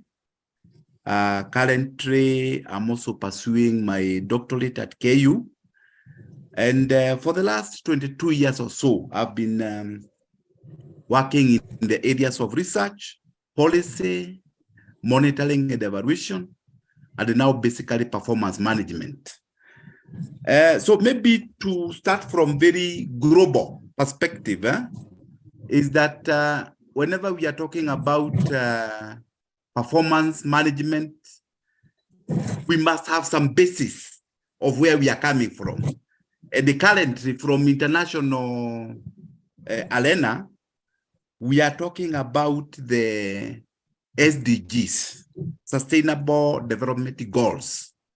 So those 17 goals in each and every sector, is represented somewhere. And at the bottom of it, when we are talking about issues like poverty reduction, now that will be contributed by all. So that is at the very international level. Then when you come to the national level, there are also what we call economic blueprints. Now, like in Kenya, currently, we are talking about the vision 2030. This is, we have put some targets there that we have targeted to realize by the year 2030, about 7 years from now. Then after that, now you can come to the organizational level. For example, Nairobi Water or any other organization, whether public or private, that you are representing or working in. So there, then you can have different frameworks. And the key one that we usually have are what we call the strategic plans. Usually, there are some organizations that make 3 years, 5 years strategic plan, but whichever now the time frame, you have some targets therein that you want to move from point X to point Y overall after that targeted period. Then now to implement that, especially in the government circles, we now have what we call the PCs, performance contracts. This is where all the MDAs, that is ministries, departments, and agencies, are expected to have performance framework where different agencies agree, negotiate, and freely agree on performance enhancement. The basic principle is that it must be growth oriented. So that if, for example, if it is like revenue correction, if last year you collected like, if I can use the example of Nairobi Water, 8.5 billion in 1 year, then you always assume that there will be some enhancement because you have not fully exploited your potential, so that you must show some growth. So in this case, therefore, then there will be parties. For example, in our case, it is Nairobi City Water and Sewerage Company and the county government of Nairobi, Nairobi City County. so that we come and negotiate that in this, for example, I can say in the next financial year, 2023-24, we want to improve our revenue correction from, let's say, 8.4 as the basis to 9 billion. So in that case now, those parties, you agree, and that agreement is also formalized by a way of signing the performance contract. Now, once the company signs, usually it is the highest organ of the company, which is in this case is the board, our board of directors. The board of directors agree at the signs with the county. Then the board signs the same with the management. In this case now the managing director, the top management. Since now the MD will not be the one who will basically be doing everything to realize, he will only be overseeing. Then he has to cascade those targets and breaking down into various areas. There are areas of technical areas in terms of water production and the sewerage management. There are areas of commercial orientation, issues to do with the customer care, issues to do with corrections, issues to do with the meter reading. There are issues of human resource, because you have again to use the key factor of production, that is human resource, for you to be able to realize your target.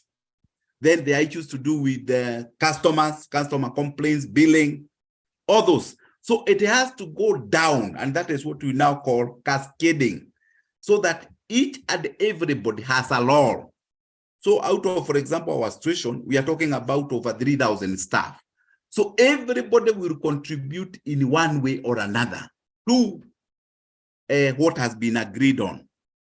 So that is the cascading mechanism. You will allow me to give examples of the sector that I am in, but when it comes to the discussion, now we can see how it can be applied across. So in the water sector, we have two regulators. We have what we call WASREP, which basically regulates only the water service providers. We have about 91 in the country of them. Then, now this that particular regulator will now be coming and do an annual report. We usually call it impact report. And now it consolidates countrywide. So now that is where we have 9 key performance indicators. 9 key performance indicators. So all those indicators, the first characteristic is that, one, they must be measurable. So that you agree on something that you can say today we are at point X, and in the target we want to go to point X plus Y, some improvement. Of course, we also agree that in terms of the KPIs, we broadly have 2 broad categories. There are those where an improvement in statistical value indicates an improved performance. For example, if you are talking about connections, if we increase connections, that indicates an improvement in performance. If, for example, you are talking about increase in collection, the money that you collect from the customers, that also indicates an improved performance. There are others where the reduction in statistical value indicates an improvement. For example, if you are saying that maybe one of the performance areas is the time taken for you to achieve something.